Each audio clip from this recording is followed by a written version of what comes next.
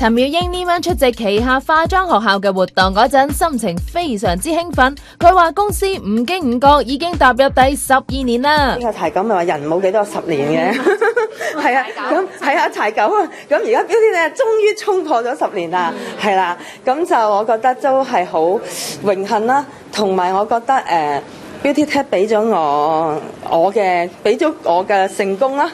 光榮啦！我係好 proud of 我嘅同事啦、拍檔同埋我哋嘅畢業嘅之後，而家係成為專業化妝師嘅學生。依家公司都上晒軌道啊！會唔會棄隱發作，打算復出拍劇先？居然真係有人揾我喎！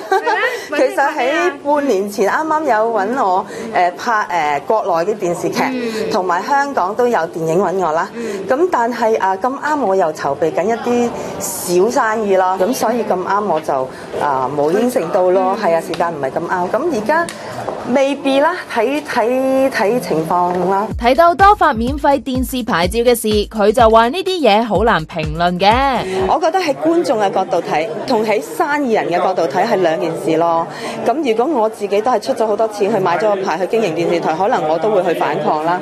但係如果我作為一個觀眾嚟睇，我會覺得我希望多啲選擇。Hello， 多謝我會希望我多啲選擇，咁就會有多啲嘅即係對大家好咯嚇。但係如果投資者就可能會係因為都牽涉好多錢，商言商你係所以即係做人，我覺得係好唔同嘅角度去睇睇你取身喺邊個位置咯。